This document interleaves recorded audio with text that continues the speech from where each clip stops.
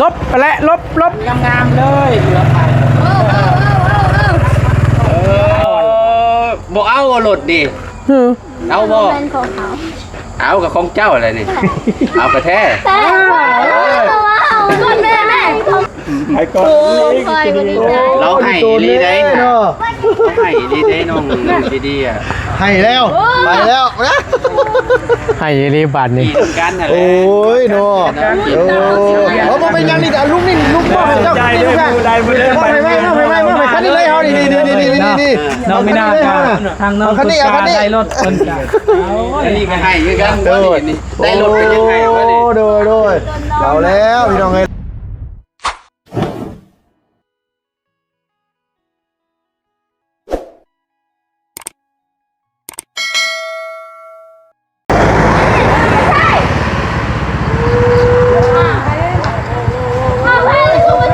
อย่างนี้เฮ้ยบานนี่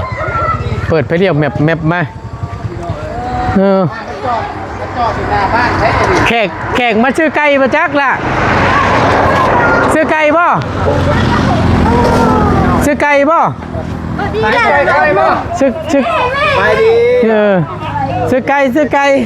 สบายดีเด้อสบายดีมีไก่ให้เพิ่นนั่นอยู่หรอวะอันน่ะคนมาซื้อไก่จ้ะก่อนอื่นกับทักทายสบายดีและสวัสดีเด้อพี่น้อง FC วัดสุขุสุคน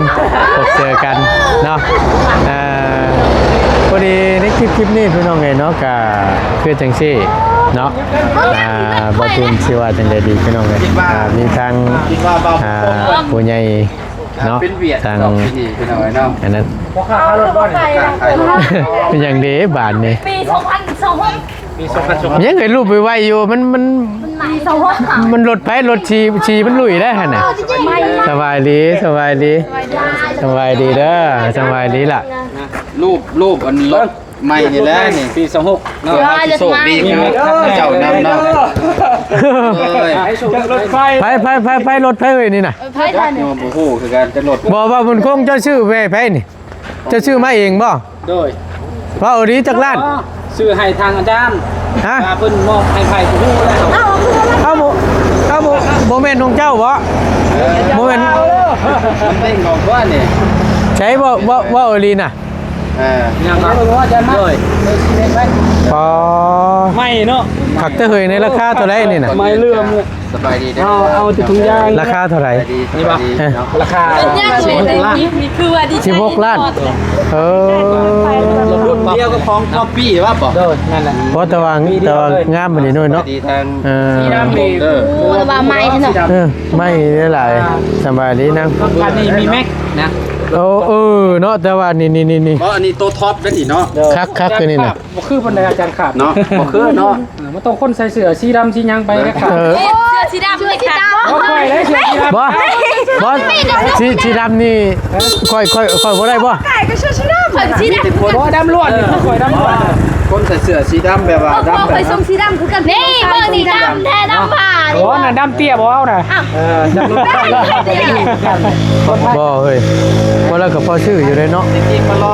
16 ล้านนึงพี่น้องโอ้แม็กความใดที่เจ้ามักบ่ลองเบิ่งเป็นค่าบางตะกิ้งโอ้เอาเนี่ยเอาที่คืออยู่ได้ที่เนาะเอาอีหล่าเพิ่นมาแล้วบาทนี่ใจดีเอ้ยพอดีเอาเงินในเพิ่นมันซื้ออันนั้นตำบักหุ่งกับปิ้งปลา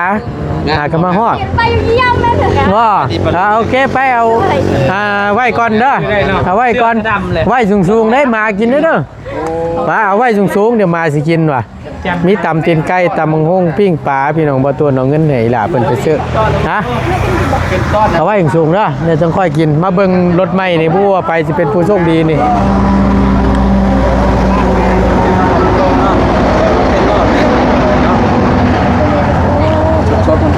เบิ่งดูเจ้าของเจ้าประจักษ์เบิ่งดูล่ะสบายดีเบิ่งดูว่าไงเบิ่งดูดีประจักษ์เนาะไปเบิ่งจักบัดไปเบิ่งดูจักไอ้ดูแล้วเนาะจะดีประจักษ์เบิ่งย่านอย่างดีบาดนี้ ป้าเหงา คือว่าแบบชุดเลยพี่น้อยจะดีมากอยู่บ่มายืนใกล้ๆดู ไปเบิ่งด้วยล่ะเข้าเบิ่งด้วยไปเข้าเบิ่งด้วย ยังไงน่ะ เนาะ ยืนใกล้เลย สีด เออ ว้าวดีว้าวบุญคงบ่ได้ตัวบ่ได้หำลูกหลานเราวะ กาลดทาจานเพิ่นชื่อ บ่ แต่ว่าเฮาบ่ฮู้จักใคร ผมไม่เฮ็ดคือตอนในน้องมีหน้าเลย เออเนาะบ่ได้เด้เดี๋ยวนี้ว้าวดีเด้อย่าไปตัวอย่าไปหำลูกหลานเด้ เดี๋ยว สบายดีลุง ยังของไผเว้ยนะ ก็นั่นแหละก็จังว่าถามอยู่นี่ลุงเอ้ย ไม่แค่นี่บ่ เออ ไม่เนาะปี26แล้วได้ลุงเลยขัดยุว่าแบบไม่นะใจน้องขนาดเต็งจริงมันอยู่ เนาะ งง เออว้าวอีหลีน่ะเฮ้ย ำโอ้ดอกแค่เนี่ยดอกแค่ก็เบิ่งมาแม่ดอกแค่อาจารย์โอ้ค่อยแหละ ก็เทือนหลังนี้แล้วนี่จอดอยู่ในเทือนหลังนี้เนาะ เอาแล้วว้าวอีหลีบ่ ไทยนี่คืองามแท้ เออโมเมนต์ของสบายดีล่ะโมเมนต์ของหลอกแก้วจ้ะ แล้วไพ่นี่คืองามแท้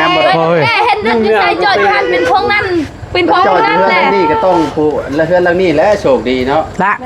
ยู่เอาไปจอดอยู่กันเอาไปเพื่อมันเพื่อเป็นของเจ้าดิ สีขาวเขาอยู่ ไปเอาสิกาว ยู่ไปจอดเพื่อนนะได้เพื่อเขาเป็นผู้โชคดี สีขาวมันได้เสียง ฮะบ่นะได้ยินบ่อาจารย์เว่าเมื่อกี้นี่ อ้าว อาจารย์เว่าเมื่อกี้นี่ อยู่คู่กับมีนะรถเนาะ เดี๋ยวมีคือกันเฮ้ย โอเค จะมีอีก เอาหน่อยคันนึงบ่นะ เด็กกันลั่นแนวเก แสดงว่าฮอร์โมนี่ก็โชคดีนี่ อันนั้นมันโมเมนเด้อโมเมนเด้อ เอาโมเมนต์บ่ นั่นเจ้ากองมือยังมูจ้า เอาแล้วบาดนี้ กันว่าเจ้าถึกใจกับรถคันนี้ก็ชีได้จอดอยู่เพื่อนเจ้าไปแล้วบัดนี้ อย่างนี้บาดนี้ ปากเลยแต่จริงเราลองขี่แล้วมึงดูนี่ขี่แถวนี้นี่ขี่แถวนี้นะ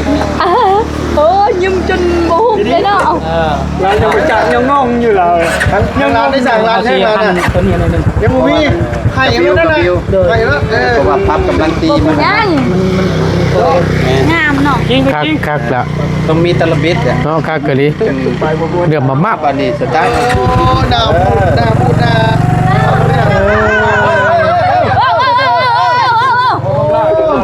พูด ไวแท้น่ะ เราบ่ม่วนเลย เราก็ได้พอ ปีคนจะได้เยอะพี่น้อง ใช้เฮือนว้าวจับเจือมาเอ็นล้มกันก่อนนะเอาจังหน่อย มันจะรู้แล้วมันเป็นของไผ่นี่ ยังมูกันเขาไปก็มูกัน ไปใช้ป่านนี่ โอ้คือว่าลง ล่มรถ รถนึกว่าล้มรถไป เราไปเจอไว้ที่นี่คือล่มรถ คุณไปอยู่ห้องน้ แบบไรก็ละ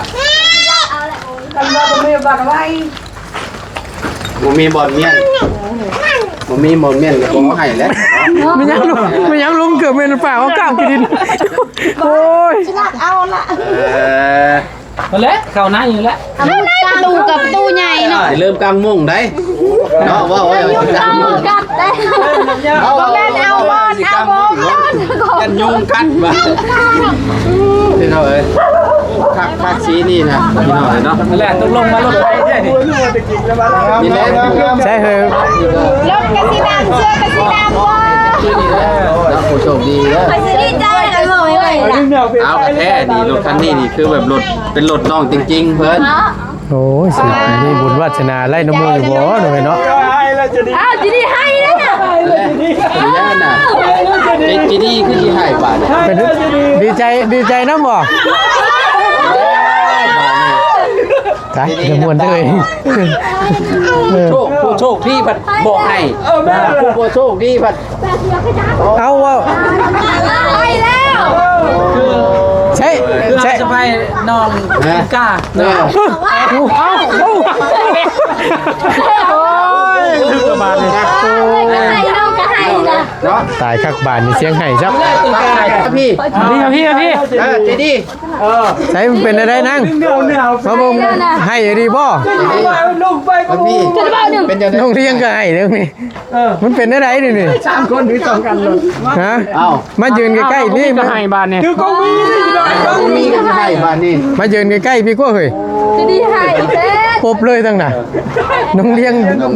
นี่เขาอัน เฮ้ยเนาะ พนังพาพังนั่นแหละ เป็นไร งามบ่ งาม งามเนาะตื่นใจอยู่เนาะถือว่าสุดยอดงามเยอะเลยงามถือว่าแบบมันเป็นปีใหม่เนี่ยพี่น้องมันก็เนาะ ไปแม่ไปจริงไป มี ไป หม เบิ่ ด ง ติ แม่ เลยพี่น้องมีกุญแจ2ดอกโหเนาะ เจ๊สองหลอก เอาเมียนเด้อนี่เด้อ ไปดี กระเจ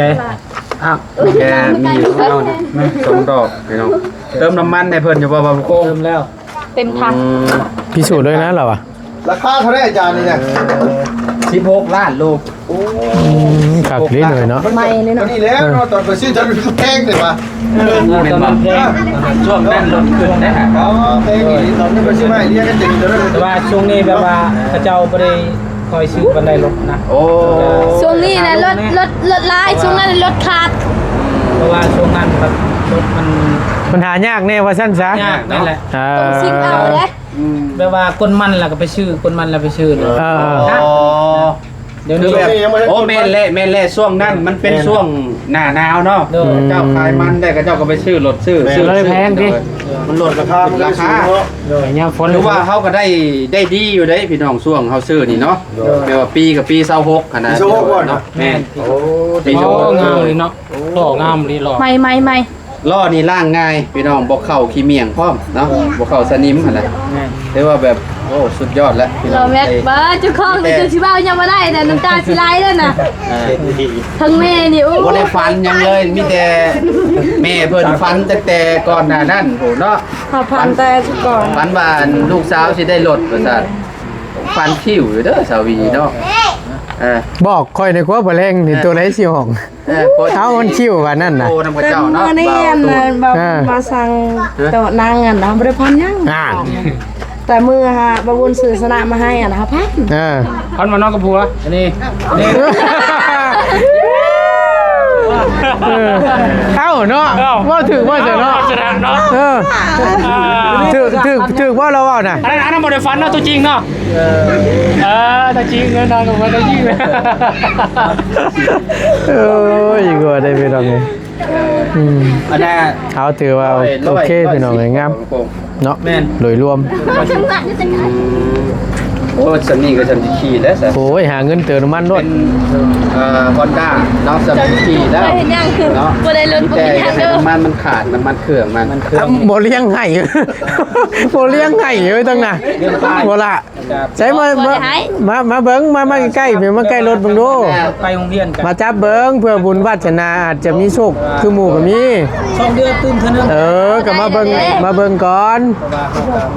เว้าบ่สร้างน่ะเนาะ แต่ว่าที่แท้ก็เดือนนึง มารูปเพราะเป็นบุญนี่แล้ว แต่ว่าห้องที่ไกล มันเครื่องด้วยผมมีปัญหาเนาะคือรถเนี่ยมีแต่หัวใจมันกับน้ำมันนี่แหละน้ำมันเครื่องมันนี่แหละคันว่าขาดแล้วก็เรียบร้อยแล้วแหละมันเป็นเล็กเนาะเล็กทูกันเนาะเพราะมันเหนียวมันเหนียวแล้วมันก็เนิดมันก็เล็งอืดพร้อมแล้วพี่น้องต้องเพิ่นขี่แถวนี้คือจะบ่เป็นหยังหรอวะอยู่เที่ยวแต่เขาเปลี่ยนคณะบ่เปลี่ยนเรื่อยกันเพราะว่า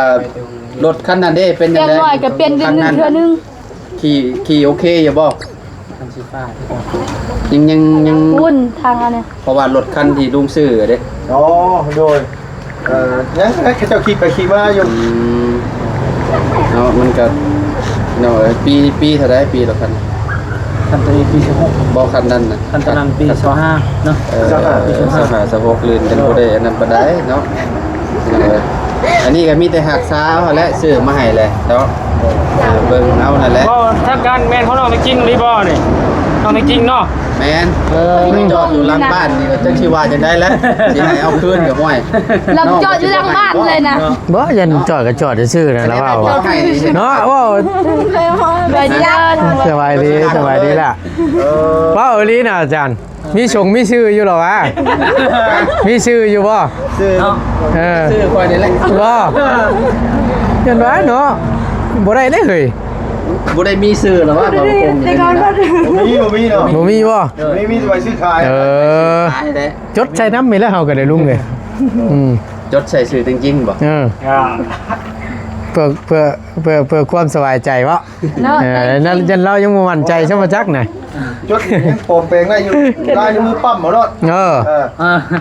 จกไหม ปั๊มหมดเลยเนาะ ปั๊มของอื่นอีกขี่ไปจัก3รอบซะแดในมาเนี่ยเครื่องจักรอันฮ้อนก็ดิปุ๊บจับรถ ว่าได้คือ บ่ไหวแล้วนั่น เอ้า เนาะ มันจังติดเนาะมันติดได้เนาะ เวลาเราเอากระจายห้อยไปแนวบาดเดียวจะ คือกันบอกกับรถเจ้าไอ้ดิคือสีเดียวกันบ่ งามบ่ งาม ไป บ่ ดีเด้อ อันนี้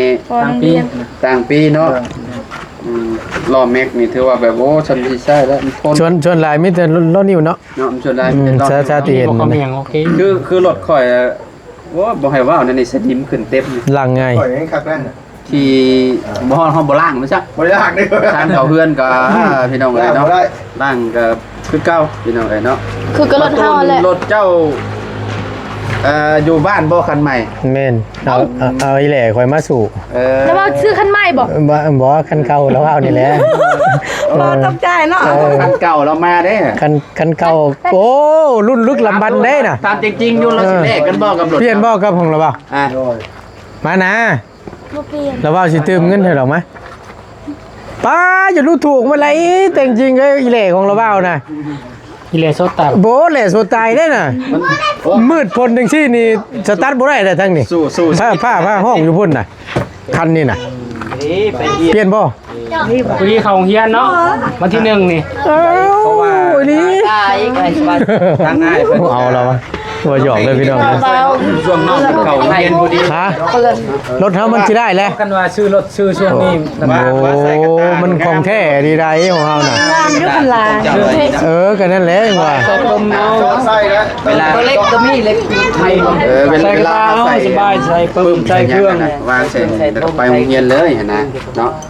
ให้ลงไปเดียวตาตียังครบปานแล้วเหรอวะเฮ้ย มันอยากโล่งๆจะได้พูดเนาะบ่มีกระดาษเนาะประตูเนาะ แม่ ลืมเบิ่ง เช็คมึงดู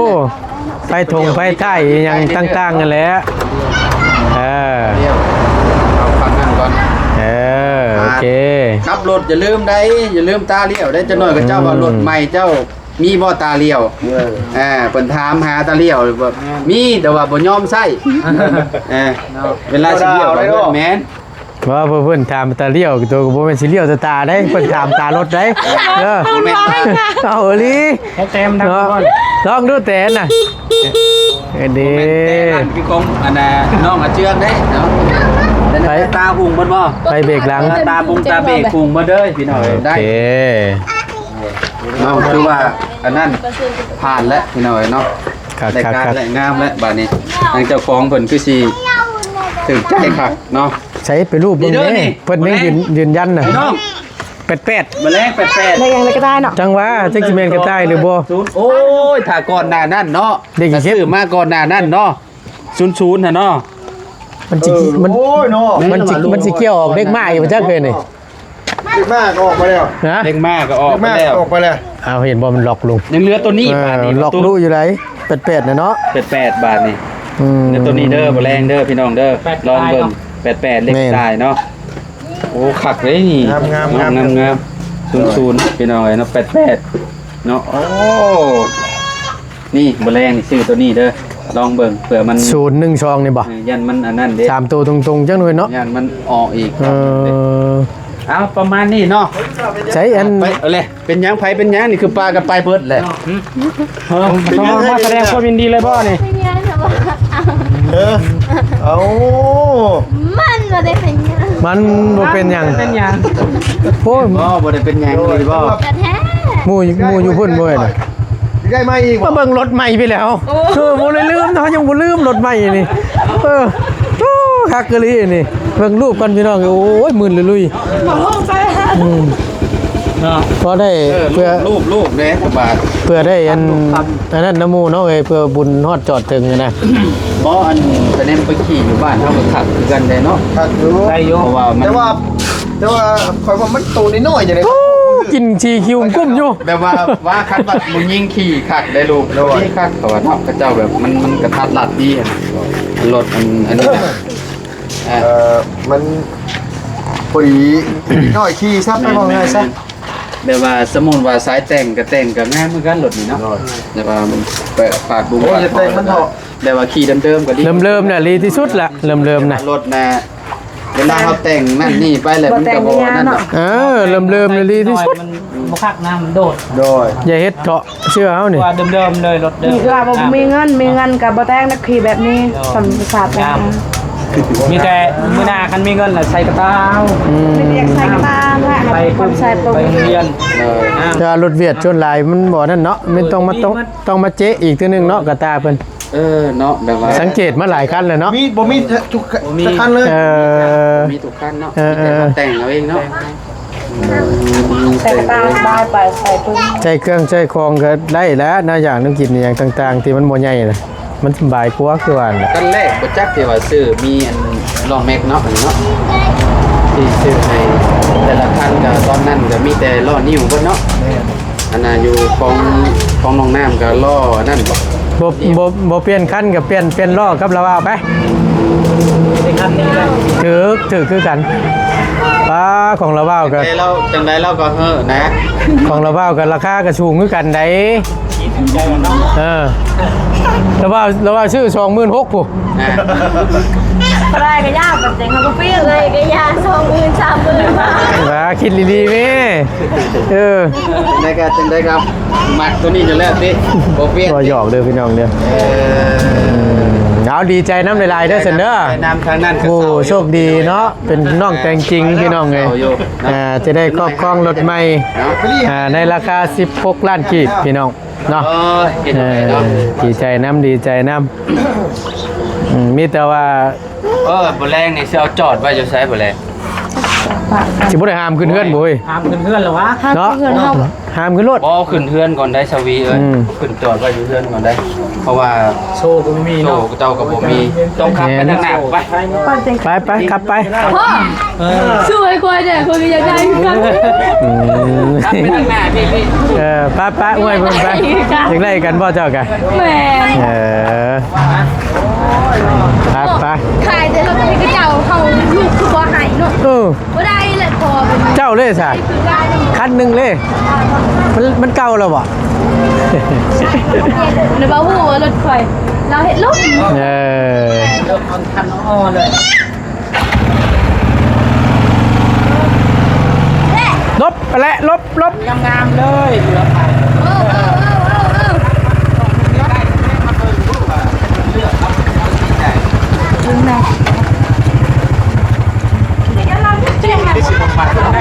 ที่นั่นคนบ่นั่น คนยากเกิดเลย แม่และเขา ต้องเอาไม้แล้วมาห้องนี่มีไม้บ่ ต้องหาไม้ห้อง แม่น ห้องขึ้นมองนี้เนาะ แม่น มันน้องมันเอาลงมันเป็นที่ ยากเลย รถพัก คนเนี่ยไปทางไหน อ้าวมันจะว้าว ของเพื่อนคันน่ะเอ้ามอนหลอกแค่เป็นผู้โชคดีบ่ล่ะ เปลี่ยนแล้วเขาเปลี่ยนแล้วเรากับปะทะคือกันเนี่ย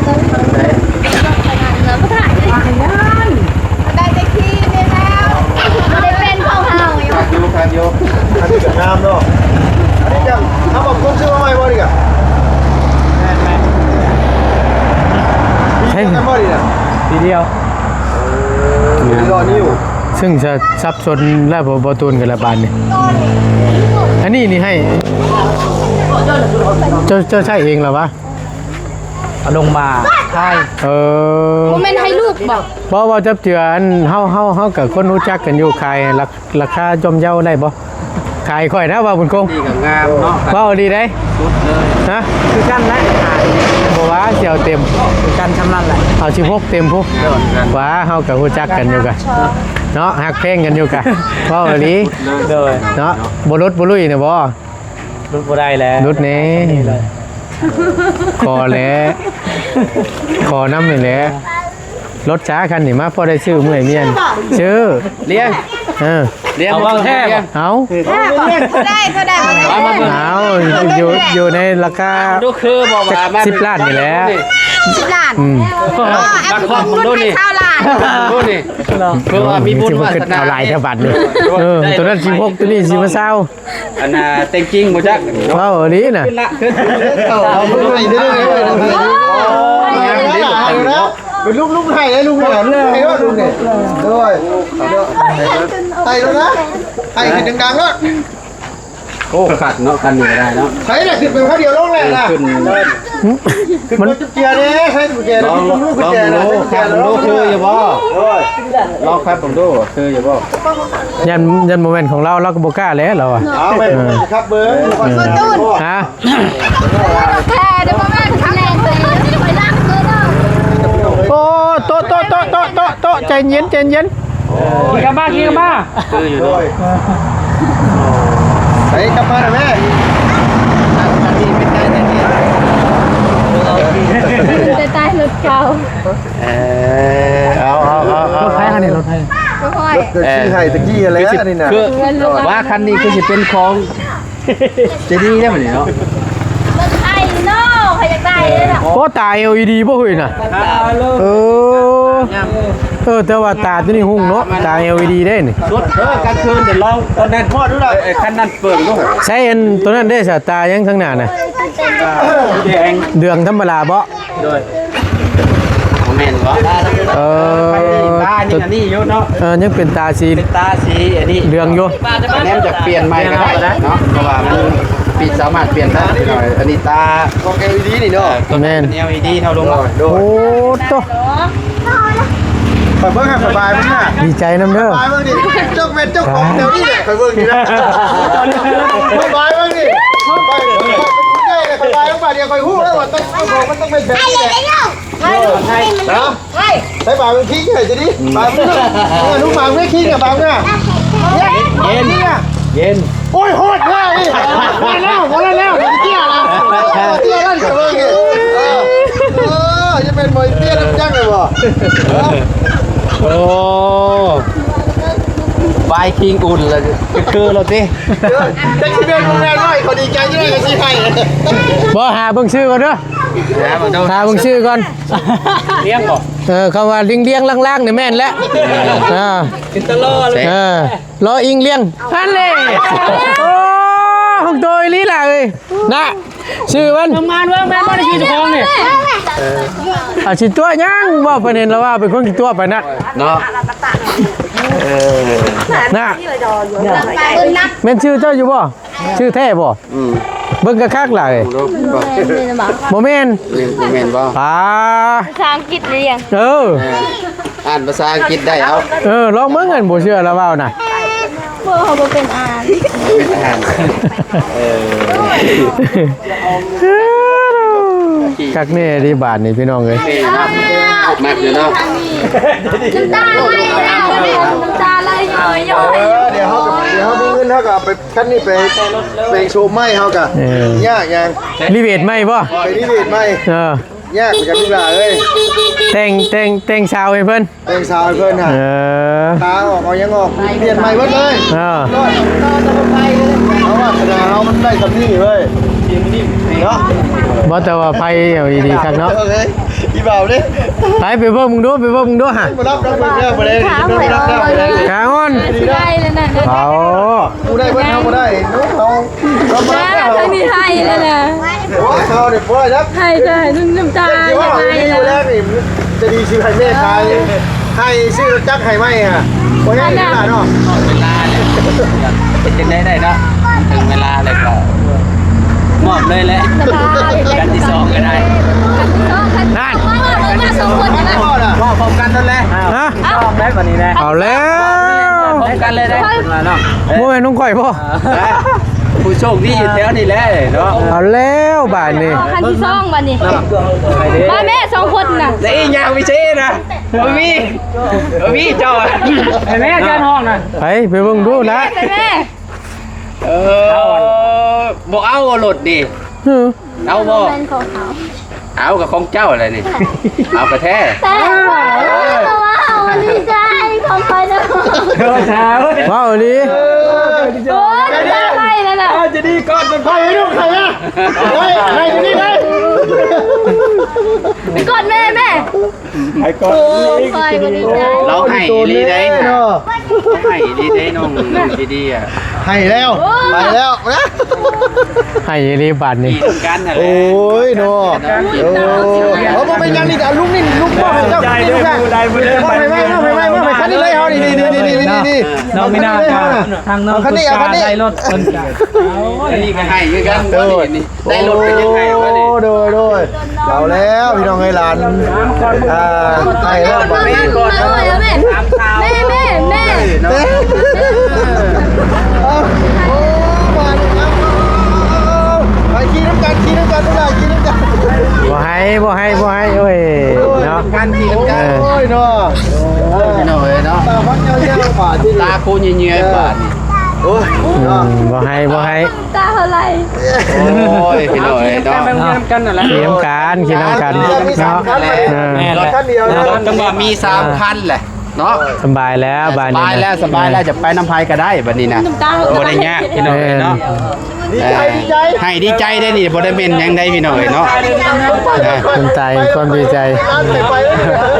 โอเคนะอาจารย์นะครับเจ้าอยู่ดีมีแฮงเด้ออยู่ดีมีแฮงดีใจน้ำหลายๆน้ำเด้อที่ได้รถจักรเนาะโอ้ย ตาแดงเลยนะ เอาไปพี่น้องเอ้ยบ่ตูนก็ยินดีน้ำน้องเพิ่นทั้งสองหลายๆเนาะได้รถจักรใหม่ทั้งน้องแต่งจริงน้องเลี้ยงพี่น้องเนาะ2คันนี่แหละน้องเจดีเป็นคันนั้นเนาะก็ดีใจน้ำเพิ่นหลายๆเด้อเนาะขอบคุณหลายๆไปพี่น้องโชคมันร่ำรวยสำหรับคลิปนี้บ่ตูนลำลาแล้วเนาะสบายดีเด้อ